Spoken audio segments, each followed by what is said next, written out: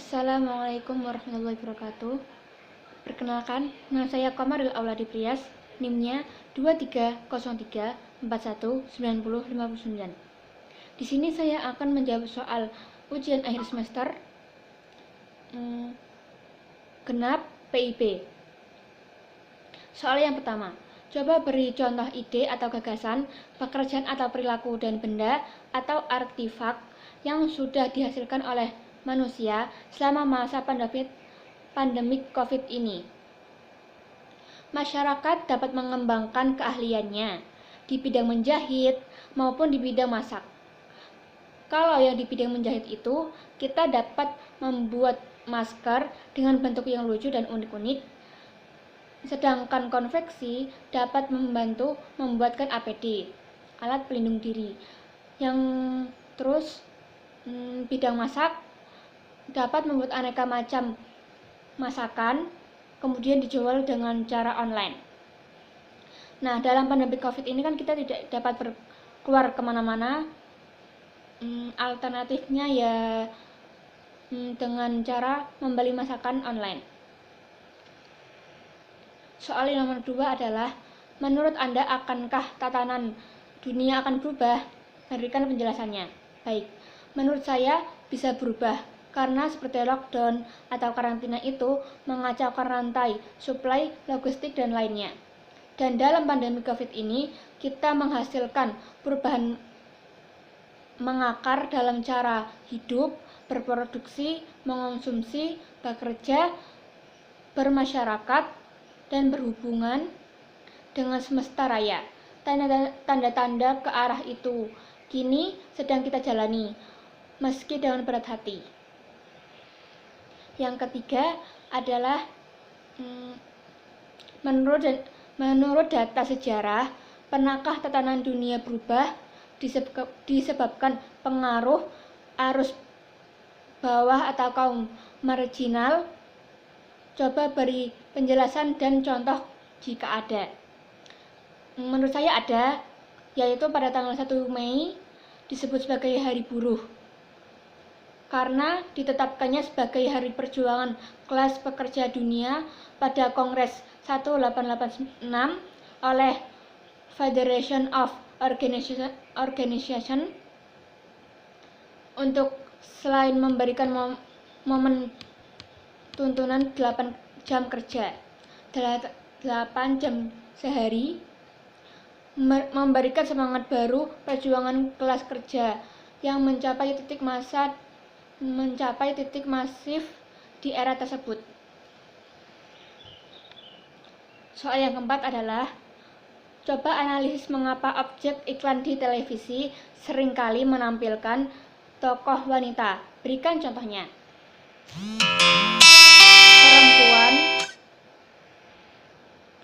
Perempuan dapat digambarkan dalam stereotip tradisional, yakni hanya memasak di dapur, mencuci pakaian, dan sebagainya, yang cenderung merendahkan posisi wanita di hadapan laki-laki.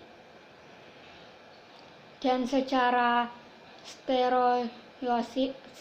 stereotip melekat pada perempuan tersebut seperti keanggunan, keindahan, kelembutan, kemanjaan, dan mungkin masih banyak lagi.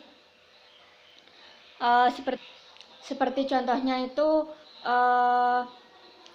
iklan sabun, iklan cuci piring, iklan masak, dan sebagainya.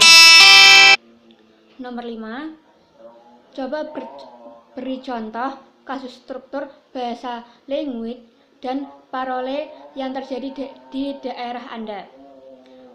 Baik, saya akan mencontohkan dari beberapa mahasiswa.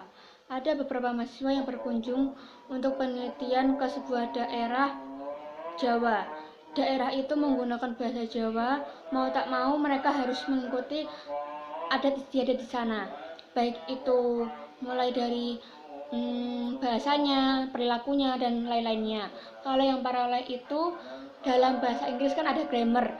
Grammar itu is, am, are, dan lain-lainnya, dan berikanlah contoh dari kata itu. Nomor 6 adalah Coba beri contoh dalam kehidupan sekarang ini bahwa sudah ada indikasi postmodernisme muncul ke permukaan. Yaitu yang pertama adalah semakin banyaknya anak muda yang tidak lagi bercita-cita sebagai dokter, guru, polisi, namun konten berubah seiring arus globalisasi yang sangat pesat.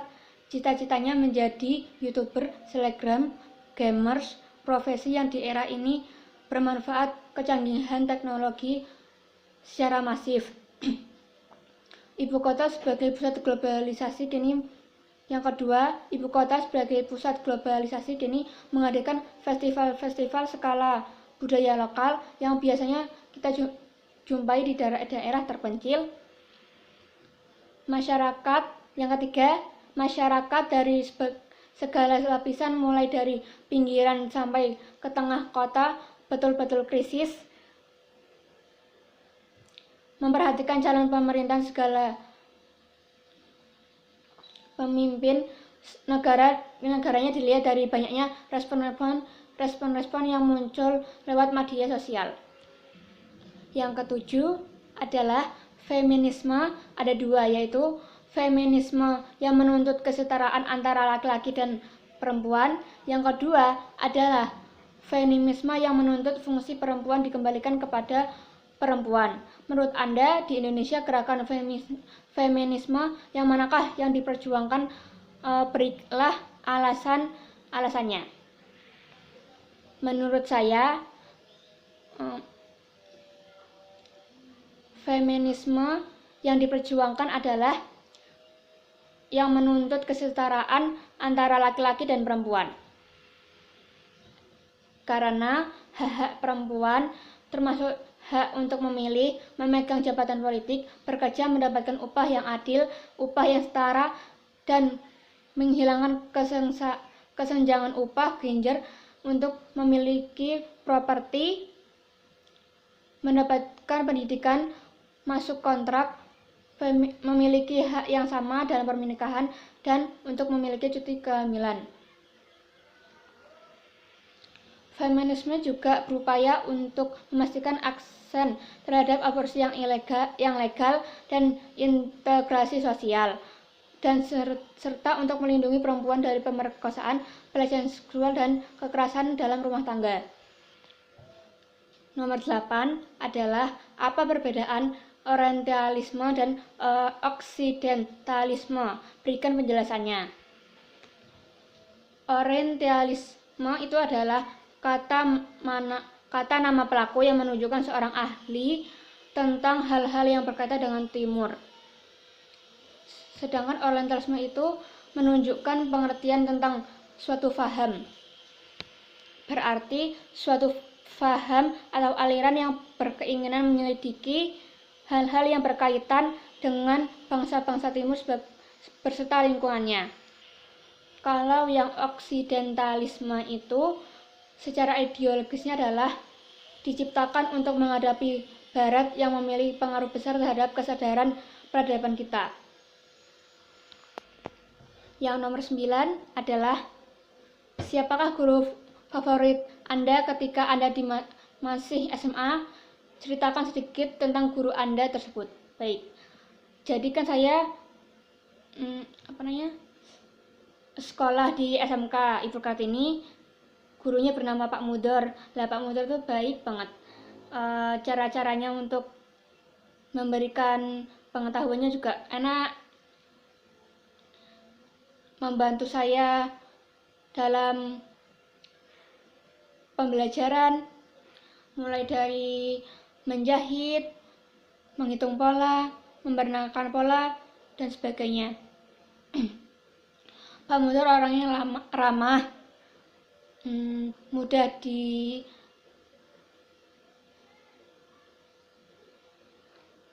enak dalam pengajarannya. Intinya saya paham sama Pak Mudor.